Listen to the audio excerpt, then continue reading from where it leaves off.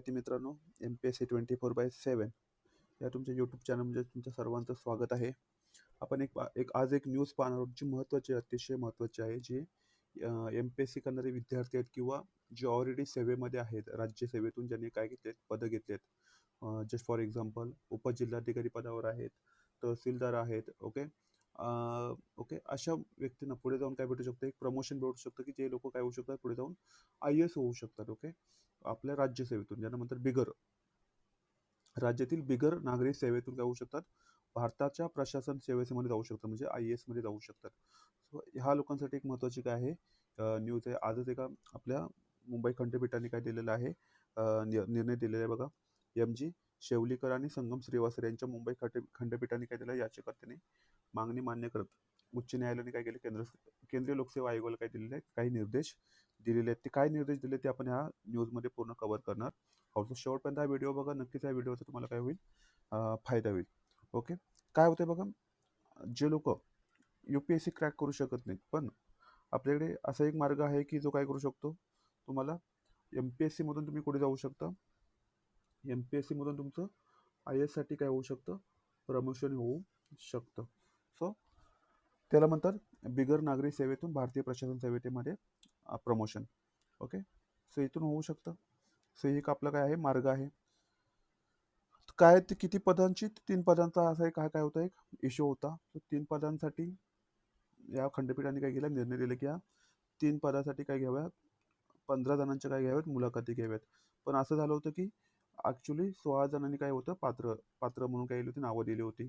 पण UPSCचं म्हणणं होतं की आम्ही एकाच 5 रेशो घेणार आहोत. किती रेशो घेणार आहोत, एकाच 5 रेशो घेणार आहोत. मग आपल्याकडे 3 जर पदं आहेत, तर 3 पदासाठी किती, एकाच 5 म्हणजे किती, 15 जण. त्यामुळे जे 5 डिसेंबरला होणार होत्या मुलाखती, त्या काय झाल्या, पुढे अनिश्चित कालासाठी काही ढकलल्या. नंतर परत खंडपीठाने काय निर्णय दिला, तर तुम्ही काय करा, लवकरच काय करा, तर 31 डिसेंबरच्या आत काय करा, या 15 जणांच्या काय घ्या, मुलाखती घ्या आणि त्यांना IAS मध्ये काय करा, भरती करून घ्या. सो असा हा महत्त्वाची काय आहे, न्यूज आहे. सो आपल्याला बघायचं काय आहे, बघू याच्यामध्ये काय नेमकी बातमी आहे. तर महाराष्ट्र राज्यातील बिगर नागरी सेवा अधिकाऱ्यांमधून, जे ऑलरेडी कशामधून त्यांनी पोस्ट घेतलेली आहे, MPSC मधून उपजिल्हाधिकारी असतील, ओके. आपण ते बघूया काय असतात बिगर नागरी सेवा अधिकारी कोण असतात. त्यांना IAS मध्ये काय होईल, उन्नती होईल, ओके. ऑल इंडिया सर्व्हिसमध्ये, ओके. इंडियन ॲडमिनिस्ट्रेटिव्ह सर्व्हिसमध्ये काही पदोन्नती होण्यासाठी काय प्रक्रिया सुरू होती. एकूण किती पदं होती, तर 3 पदं IAS होणार होते, जे IAS साठी जाणार होते. त्यासाठी किती पात्र होते, 15 जण काय होते, पात्र अधिकारी होते. निवडणूक कशी होणार होती, मुलाखतीद्वारे होणार होती. काय येण्यासाठी प्रिलिम्स मेन्स वगैरे देण्याची गरज नव्हती. ऑलरेडी ते काय होतं, सर्व्हिसमध्ये आहेत, ओके. ज्यांनी ऑलरेडी 15-20 वर्ष काय केलेलं, काम केलेलं आहे राज्यामध्ये, त्यांना पुढे जाऊन काय भेटावं, IAS मध्ये काय भेटावी, प्रमोशन भेटावं. मात्र ही संपूर्ण प्रक्रिया काही कारणांनी काय होती, अडकलेली होती. हा इश्यू होता. पुढे महाराष्ट्र संदर्भात विचारलं, तर महाराष्ट्रात खाली पद ही सेवा येतात. कोणत्या सेवा येतात, ज्या पुढे जाऊन काय होतं, त्यांची कोणत्या पदासाठी प्रमोशन होऊ शकतं, IAS साठी प्रमोशन. तर डेप्युटी कलेक्टर आहे, तहसीलदार आहे, अतिरिक्त जिल्हाधिकारी आहे आणि मंत्रालयातील वरिष्ठ अधिकारी यांची काय होऊ शकते पुढे जाऊन, तर त्यांचा कार्यभाग काय असेल, चांगला असेल, पारदर्शक असेल, ओके, उल्लेखनीय कामगिरी केली असेल महाराष्ट्रामध्ये, तर त्या लोकांची प्रमोशन होऊ शकतं कशासाठी, IAS साठी. हे अधिकारी IAS नाही आहेत, पण ते IASच्या समकक्ष काम करत असतात, ओके. सो IAS टॅग लागला पाहिजे. काय लागलं पाहिजे, प्रत्येकाचं स्वप्न असतं की आपण काय झालं पाहिजे, IAS ऑफिसर झालेलं पाहिजे. सो MPSC करणाऱ्या विद्यार्थ्यांसाठी एक सुवर्ण संधी आहे की तुम्ही चांगल्या पद्धतीने काम करा, आपल्या प्रशासनामध्ये एक आपला ठसा उमटवा, तुम्हाला पुढे काय होऊ शकते, पदोन्नती भेटू शकते. आता बिगर नागरी शब्द म्हणजे का वापरला जातो, कारण IAS म्हणजे काय, ऑल इंडिया सर्व्हिस आहे. केंद्रीय कॅडर भेटतं तुम्हाला, ओके. जे 5 कॅडरमधून तुम्हाला काय होतात, प्रिलिम्स मेन्स आणि इंटरव्ह्यू देऊन तुम्हाला काय होऊ शकतं, एक्झाम क्रॅक करावी लागते, त्यावर मग IAS काही भेटतं, सर्व्हिस भेटते. सो राज्यसेवेमध्ये आपली काही स्टेट सर्व्हिस आहे, तिथे नागरी हा शब्द लागला जात नाही, जे IAS नाही आहेत पण प्रशासनात आहेत, म्हणून त्यांना नॉन IAS किंवा बिगर नागरी सेवा सुद्धा म्हटलं जातं. क्लिअर आहे, बिगर नागरी शब्द का वापरला जातो, जी MPSC मधून की स्टेट सर्व्हिस, पब्लिक सर्व्हिस म्हणून काय झाले असतं, त्यांची निवड झालेली असते. UPSC द्वारे त्याची निवड झालेली नसते, हे पण लक्षात ठेवा. आता प्रक्रिया का अडकली होती प्रक्रिया, तर महत्वाचा UPSC मुलाखतीसाठी किती उमेदवार घ्यायचे. आता तो रेशो फिक्स नव्हता. तो UPSCने काय सांगितलं होतं, आम्ही एकाच 5 घेऊ, एकाच 5. तर आपल्या महाराष्ट्रातून किती उमेदवार इच्छुक होते, तर 16 उमेदवार इच्छुक. त्यामुळे ती प्रक्रिया रखडली होती. अंतिम यादी कोण ठरवणार, हा एक सुद्धा प्रॉब्लेम होता. ती अंतिम यादी कोण असेल, राज्य सरकार वर्सेस UP यांच्या समन्वयाचा काय होता अभाव होता. यामुळे निवड प्रक्रिया काय झाली पुढे सरकत नव्हती आणि उमेदवारी न्यायालयाचा काय करत होतं दौऱ्याच्या आणि उमेदवारांनी काय केलं होतं की आपण चला न्यायालयात जाऊया, मॅटमध्ये जाऊया, कॅटमध्ये जाऊया. ओके. त्यांना काही करून काय पाहिजे, IAS पाहिजे होतं त्या 15 जणांना. त्यामुळे ती प्रक्रिया काय झाली होती थांबलेली. आता कॅट काय असतं? कॅट काय असतं तर आपल्याकडे एक घटनादुरुस्ती झाली होती 42वी घटनादुरुस्ती. त्या घटनादुरुस्तीने आपण 2 कलमं ॲड केली. 323 ए, 323 बी ही 2 कलमं ॲड केली, की एक काय असेल 323 काय असेल तर एक आपलं म्हणतो ॲडमिनिस्ट्रेटिव्ह ट्रिब्युनल असेल, जे काय करेल, ज्या काही अशा अशा संदर्भात काही असं कंप्लेंट्स वगैरे असतात त्याच्यावर तोडगा काढेल. आणि बीमध्ये काय लिहिलं तर इतर न्यायाधिकरणं असू शकतात.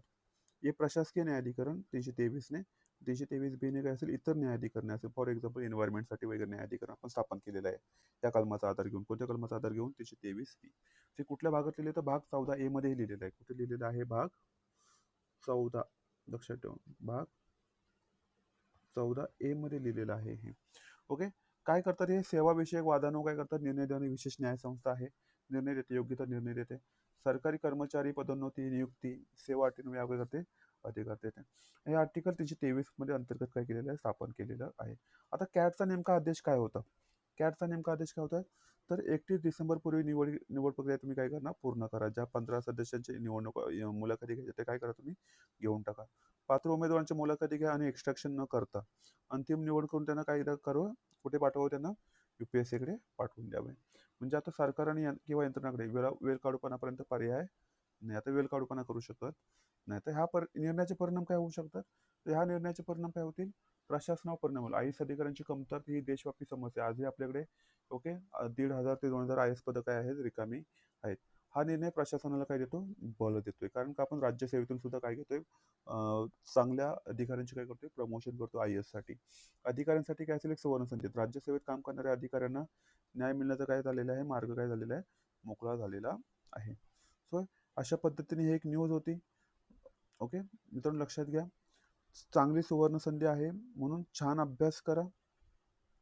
आता ज्यांनी MPSC राज्यसेवा काय झालेली आहे प्रिलिम ज्यांना वाटते की आपला स्कोअर किती आहे 115 पेक्षा जास्त आहे त्यांनी नक्कीच मेन्सचा अभ्यास करायला काही हरकत नाही. आणि इथून एक तुम्ही काय करा चांगली पोस्ट घ्या म्हणतात ना क्लास 1ची पोस्ट घ्या आणि प्रशासकीयमध्ये काय करा प्रशासकीय सेवेमध्ये आपलं काय करा ठसा उमटवा जेणेकरून तुमच्या कोणत्या पदासाठी काय होऊ शकते जर तुम्हाला UPSC क्लिअर करणं काय होत नसेल शक्य झालं नसेल तर तुम्ही IAS काय होऊ शकतो तुम्हाला भेटू शकतो जर तुमची कामगिरी काय असेल चांगली असेल.